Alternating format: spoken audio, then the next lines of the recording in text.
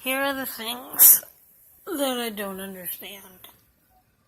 If Ron is really not interested in dating right now, then why is he not? Why is he still on the site every night for hours on end? I mean, I'm not stupid. Why don't you just say, I don't want to date you? It is obvious to me. I don't like being lied to. You know, truth isn't easy to take, but that truth would be easy to take. I'd be like, okay, you're not interested. Big deal. Moving on. Rather than, oh, I'm not interested in dating right now. But I'll be on the site every single night for hours. That's why I said it was a crock of shit. Because I'm pretty good at recognizing crocks of shit. He obviously is one. You know, and in a perfect world, that would make me feel a million times better that I didn't waste my time. And in a way it does, and another way it's like, again, that, oh, what's wrong with me? Anyway. I am debating now whether to go and read. If I don't go, I'll hate myself. But if I do go, and everybody just kind of blows me off, then I'll feel worse. And you see this person who's featured, and the last time I went to a reading without a featured poet, they read poems, I swear, about I think it was about bird cages, and the other great, big, wonderful poem was about, are you ready? You ready for this one? It's about crotchless panties. Seriously. I need my ukulele player with a straight razor. That they'd pay attention to. Of course they wouldn't pay attention to me. They'd be paying attention to the ukulele player and why he was, ripping his face to shreds, but at least I'd get to be the one in the bathroom with the styptic pencil helping him and going, what were you thinking? Anyway. But, and I could see him bringing up the idea to this. Hey, well, I read my poetry, why don't you?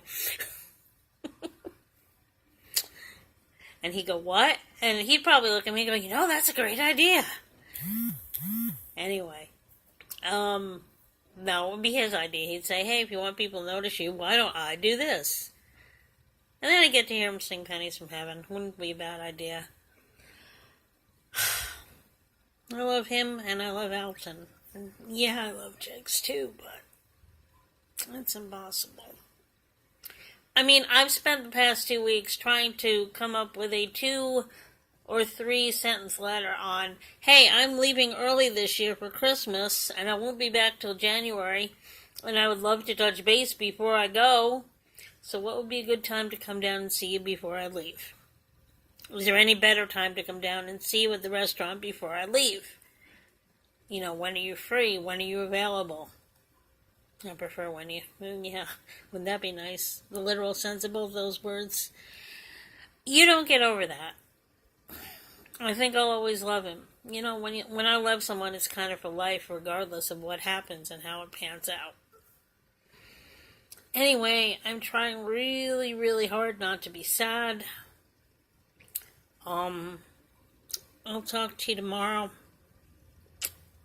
I wish you were here. I know if you could come, you would. And I know you're sending all your support my way, and that means so much to me. I miss you. I'm sending you a big hug. All right? Who knows? Maybe we'll figure something out. I don't know.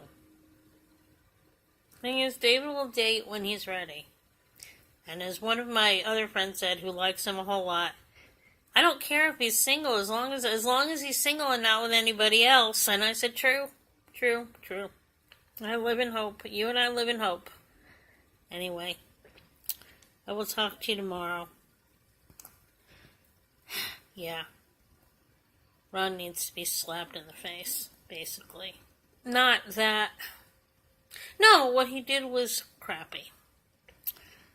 I'll get over it. I'll talk to Scott about it on Friday. I'll live somehow. I will live. Anyway, All right. Oh. And about the story, I mean, it was just an idea. I know he wouldn't do it. That's why it would be fictional. I just thought it would be a fun idea just to write about him getting ready for a date. Maybe I'll just write about him getting ready for a date. Because I had this picture of him standing in front of the mirror, and I bet he I wonder how long it takes him to get ready. He probably has to make sure he's always probably smoothing down his hair, which, does not say smooth down. It's just an endearing picture of me. That's how the idea for the story started, really. I was picturing him getting ready for something.